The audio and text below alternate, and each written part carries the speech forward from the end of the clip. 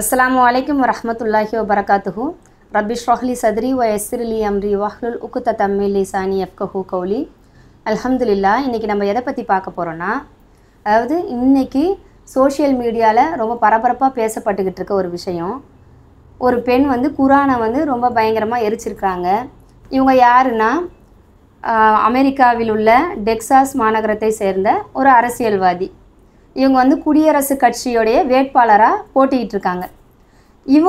இவங்களுடைய கொள்கையாக, அதாவது அரசியல்வாதிகளெல்லாம் நான் அரசியலுக்கு வந்த உடனே உங்களுக்கு நான் இதை செஞ்சு தருவேன், அதை செஞ்சு தருவேன் அப்படின்னு சொல்லி என்ன பண்ணுவாங்க, அவங்க செய்கிறாங்களோ இல்லையோ சில விஷயங்களை முன் வைப்பாங்க, வாக்குறுதி கொடுப்பாங்க. இவங்க மக்களுக்கு வைக்கிற ஒரு வாக்குறுதி என்ன தெரியுமா? நான் இஸ்லாத்தை அடியோடு அழிப்பேன், எனக்கு இஸ்லாமியர்களை இங்கேருந்து துரத்தணும், அது மட்டும் இல்லாமல் உங்களுடைய ஓட்டுக்களை எனக்கு கொடுத்தீங்கன்னா, அதாவது அங்கே இருக்கிற அதிகமான மக்கள் யூதர்களாகவும் ஜியோனிஸ்டுகளாகவும் இருக்காங்க, உங்களுடைய ஓட்டுக்களை எங்களுக்கு கொடுத்தீங்கன்னா நான் என்ன பண்ணுவேன், இஸ்லாமியர்கள் இல்லாத ஒரு மாநிலத்தை உருவாக்குவேன். அது மட்டும் இல்லாமல் அவங்க புனிதமாக கருதுகிற இந்த குரானை நான் எரிப்பேன், அழிப்பேன் அப்படிங்கிற மாதிரியான ஒரு அழகான ஒரு உன்னதமான ஒரு கொள்கையை முன்னாடி வச்சு மக்கள்கிட்ட ஓட்டு கேட்குறாங்க. இதுக்கு இஸ்லாமியர்களுக்கு மத்தியில் மட்டும் கிடையாது, இஸ்லாமியர்கள் அல்லாதவர்களும் இதுக்கு எதிர்ப்பு தெரிவிக்கிறாங்க. ஏன்னா ஒருத்தவங்க புனிதமாக கருதுகிற ஒரு நூலை நீங்கள் அழித்து இதை ஒரு அஜெண்டாவாக நீங்கள் எடுத்து வச்சு மற்றவர்கள்கிட்ட வாக்கு சேகரிக்கிறது நல்லா இருக்கா? இது எப்படி இருக்குது, ஒரு மதவெறியை தூண்டி விட்டு அதனால நான் குளிர் காயிறேன் அப்படிங்கிற மாதிரி இல்லையா அப்படின்னு நிறைய பேர் கேள்வி எழுப்பிட்டு வராங்க. இதில் இப்போ நம்ம சொல்ல வர்றது என்னென்னா, இன்றைக்கி சூழ்நிலையில் இஸ்லாமியர்களையும் இஸ்லாமியர்கள் புனிதமாக மதிக்கிற குரானையும் இஸ்லாமியர்கள் பெரும் மதிப்பு கொண்டு பின்பற்றிட்டு வர நபிகள் நாயகம் ஸல்லல்லாஹு அலைஹி வஸல்லம் அவர்களையும் கொச்சைப்படுத்துறதும் கேலிப்படுத்துறதும் அவங்கள தீவிரவாதிகளாக சித்தரிக்கிறதும் அவங்கள அழிக்க ரொம்ப ஆக்ரோஷமாக இறங்குறதும், அது மட்டும் இல்லாமல் அவங்களுடைய குரானை உலகத்துக்கு முன்னாடி நான் அழிச்சு காட்டேன்னு எரிச்சு காலில் மிதித்து இப்படியெல்லாம் பல செய்கைகள் செய்கிறது மூலயமா இவங்க என்ன நினச்சிக்கிட்டு இருக்காங்கன்னா, இஸ்லாமியர்களை கஷ்டப்படுத்துகிறோம், மட்டப்படுத்துகிறோம் அப்படின்னு நினச்சிக்கிட்டு இருக்காங்க.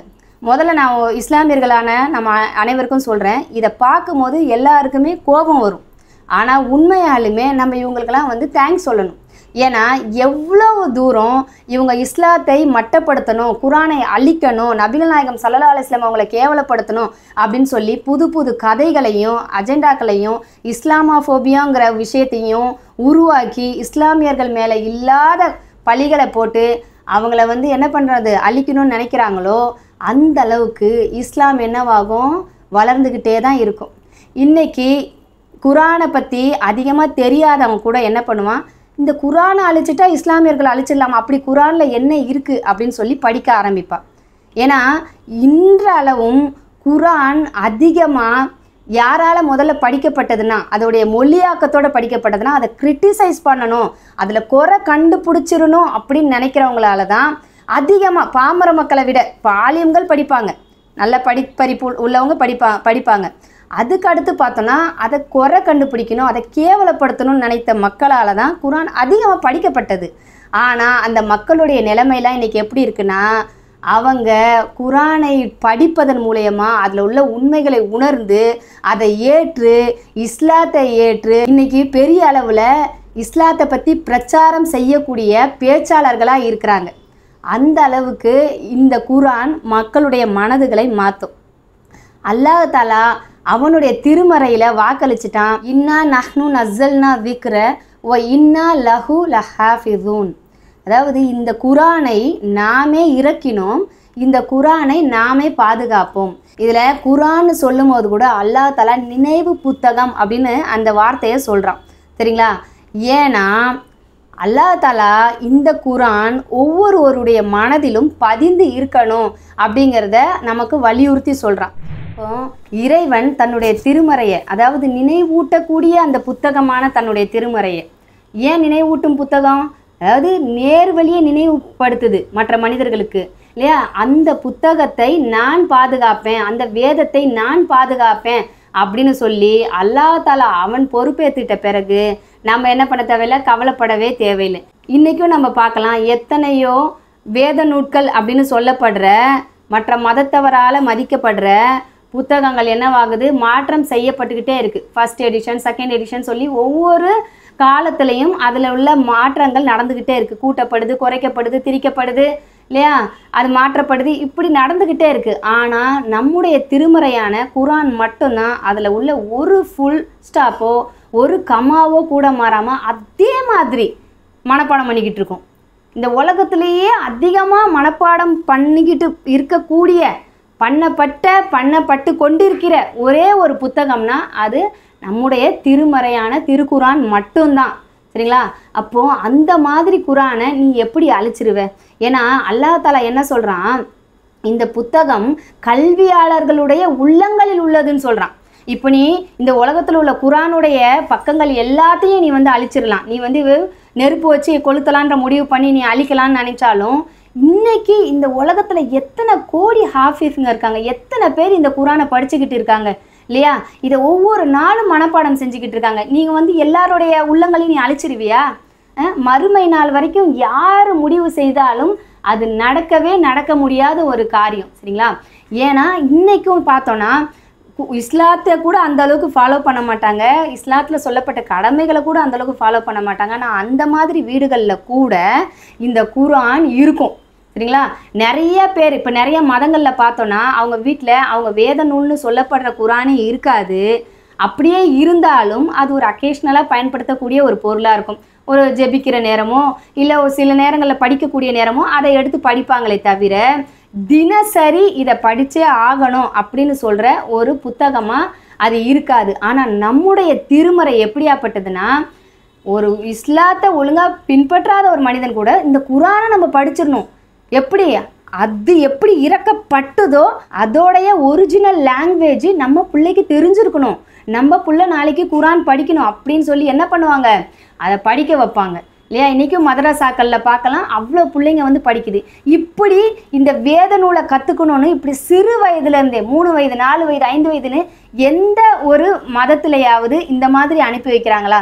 அது இறக்கப்பட்ட லாங்குவேஜை அந்தளவுக்கு முக்கியத்துவம் கொடுக்குறாங்களா? ஏன்னா எப்படி இறங்குச்சோ அதே மாதிரி இருக்கிற ஒரே புத்தகம் நம்மளுடைய திருமறையான திருக்குரான் மட்டும்தான் இல்லையா? மற்றவர்கள் என்ன பண்ணலாம், ஒரு வசனத்தை அவங்களுடைய தாய்மொழியில் படிச்சுட்டு விட்டுடலாம். அது வாய்க்கு மாறுபடும் இல்லையா? ஆனால் நம்ம எப்படி அந்த வசனத்தை அதே மாதிரி படித்து அதே மாதிரி மொழிபெயர்க்கிறோம். அல்ஹம்துலில்லாஹ் இன்றைக்கி அவ்வளோ பேர் இந்த குரானை கற்று இந்த குரானை நெஞ்சில் வைக்கக்கூடியவங்களாக இருக்கிறாங்க. அல்ஹம்துலில்லாஹ். அப்போ இந்த குரானை நீ எப்படி அழிப்ப இல்லையா? நீ செய்கிறது எல்லாமே, அதாவது இந்த மாதிரி குரானை கொச்சப்படுத்தணும், இஸ்லாமியர்களை கொச்சப்படுத்தணும்னு நினைக்கிற ஒவ்வொரு மனிதர்களுடைய செயலும் இஸ்லாத்துக்கு வலு சேர்த்துக்கிட்டு இருக்கே தவிர என்றைக்குமே இஸ்லாத்துக்கு நஷ்டம் கிடையவே கிடையாது. சரிங்களா? வெட்ட வளர்கிற மரம் மாதிரி இஸ்லாம் ஒவ்வொரு நாளும் மற்றவர்கள் எத்தனை பேர் இதை வெட்டணும்னு நினச்சி முயற்சி பண்ணிக்கிட்டு இருக்காங்களோ அப்போல்லாம் இது வளர்ந்துக்கிட்டே தான் இருக்குது. இஸ்லாத்தை நோக்கி மனிதர்கள் என்ன பண்ணிட்டு இருக்காங்க, லட்சக்கணக்கில் ஒவ்வொரு நாளும் வந்துக்கிட்டு தான் இருக்காங்க. நீ எவ்வளோ இஸ்லாமியர்களை பயங்கரவாதின்னு சொல்கிற, கெட்டவங்கன்னு சொல்கிற, என்னென்னமோ பண்ணி பார்க்குற, குரானை எரிக்கிற, நபிகள் நாயகம் ஸல்லல்லாஹு அலைஹி வஸல்லம் அவங்கள கேவலப்படுத்துகிற. ஆனால் இன்னைக்கும் இஸ்லாத்தை நோக்கி மனிதர்கள் லட்சக்கணக்கில் வராங்க. அந்த மாதிரியான ஒரு மார்க்கம் இஸ்லாம். சரிங்களா? இந்த இஸ்லாத்தில் 1 பேர் 2 பேர் போனாலும் அவங்களும் யாராக இருப்பாங்கன்னா, இப்போ ஏன் ஏத்தியஸ்ட் ஆகுறாங்கன்னா இந்த இஸ்லாமில் சொல்லப்பட்ட சில கண்ட்ரோல், அதாவது குடிக்கக்கூடாது, வட்டி வாங்கக்கூடாது, விபச்சாரம் பண்ணக்கூடாது, அந்த மாதிரியான கட்டுப்பாடுகளுக்கு உட்பட முடியாமல் இருக்கிற மனிதர்கள் ஏதாவது காரணத்தை சொல்லிவிட்டு அவங்க வெளியே போகலாமே தவிர அந்த 1-2 பேர் போகிறதுக்கு 1 லட்சம் 2 லட்சம் பேர் உள்ளே வந்துக்கிட்டு இருக்காங்க. அந்த மாதிரியான ஒரு விஷயங்கள் தான் நம்ம உலகத்தில் நடந்துக்கிட்டு இருக்குது. அதனால் இன்றைக்கி நம்ம குரானை அழிச்சிட்டோம், குரானை எரிச்சிட்டோம், இதை எரித்து காட்டி நான் வாக்கு வாங்கிட்டேன் அப்படின்லாம் சொல்லி இந்த உலகத்தில் பண்ண முடியாது. ஏன்னா பாலஸ்தீன மக்களை என்ன பண்ணாங்க, ரொம்ப அவங்கள பொல்லாதவங்களாக்கிலாம் காமிச்சாங்க. ஆனால் இன்றைக்கி நீ அவங்கள காமிக்க அல்லாஹ் தஆலா என்னவாக்குறான், அவங்க குரானுடைய கொண்ட தொடர்பின் காரணமாக எத்தனை ஜூஸ் என்ன பண்ணுறாங்க, இஸ்லாத்துக்கு வந்துக்கிட்டு இருக்காங்க. நம்ம இன்றைக்கும் பார்க்கலாம், நம்ம சோஷியல் மீடியாவில் இவங்க எதனால இவ்வளோ ஸ்ட்ராங்காக இருக்கிறாங்க, இவ்வளவு கஷ்டத்துலேயும் இவ்வளோ ஸ்ட்ராங்காக எது அவங்கள இருக்க வைக்கிது அப்படின்னா குரானுடைய உள்ள தொடர்பு தான். அப்போது அல்ஹம்துலில்லாஹ் அல்லாஹ் தஆலா நமக்கு ஒரு மிகப்பெரிய பொக்கிஷத்தை நம்ம கையில் கொடுத்துருக்கான். அதில் இல்லாத விஷயங்களே கிடையாது. அந்த குரான் நம்மளுடைய மனதில் இருக்கிற வரைக்கும் நம்ம வழி தவறவே மாட்டோம். அப்போ அல்லாஹ் தாலா நமக்கு கொடுத்த இந்த பொக்கிஷமான குரானுடைய அருமையை உணர்ந்து அது இறக்கப்பட்ட ஒரிஜினல் லாங்குவேஜில் அதை படிக்கிறது, மனனம் செய்கிறது, அது மட்டும் இல்லாமல் அதை புரிந்து படித்து ஒவ்வொரு நாளும் நம்முடைய வாழ்க்கையில் அதை நடைமுறைப்படுத்தி நம்ம இந்த உலகத்திலையும் மறுமையிலையும் வெற்றி பெறக்கூடிய மக்களாக அல்லாஹ் தாலா நம் அனைவரையும் ஆக்கி அருள் புரிவானாக. வாஹிர் தவானா அனில் அல்ஹம்துலில்லாஹி ரப்பில் ஆலமீன். அஸ்ஸலாமு அலைக்கும் வரஹ்மத்துல்லாஹி வபரகாத்துஹு.